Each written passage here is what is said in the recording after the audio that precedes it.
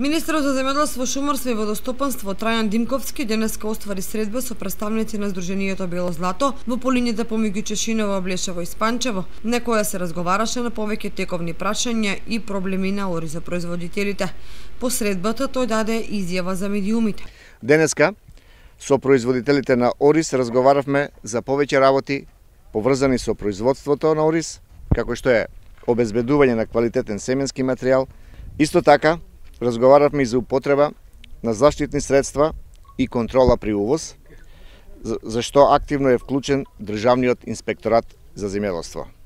Отворивме муабети за аплицирање за субвенциите за програмата 2020, кои што се во тек, а траат до крајот на јули. Според програмата за финансиска поддршка на земјоделство за 2019 од мерката 1.3 за оризова арпа исплатени се вкупно 7.659.880 денари кон 298 лица. Министерот Димковски најави повторно активирање на Институтот за ориз, на кој му недостасува и стручен и научен кадар и соодветна современа опрема.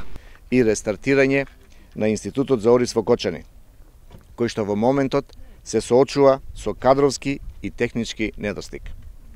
Заложбата е да, доколку немаме луѓе таму, немаме нови вработувања, немаме луѓе посветени кои ќе работат на нова проблематика, односно за тоа и намената, за Институтот за контролирање семења споредба, што ни се случуваше. Знаете дека доаѓа надворешни фирми кои промовираа свое производство, односно промовираа свое семе, сите имаат некој посебен интерес, затоа празнината помеѓу земјоделците и бизнис секторот кој што недостасува кај нас, се токму институтите. Димковски уште еднаш ги повтори програмските определби во кои значајно место зазема земјоделското производство и оризопроизводството од аспект на силна поддршка што новата влада ќе ја обезбеди преку низа проекти и мерки.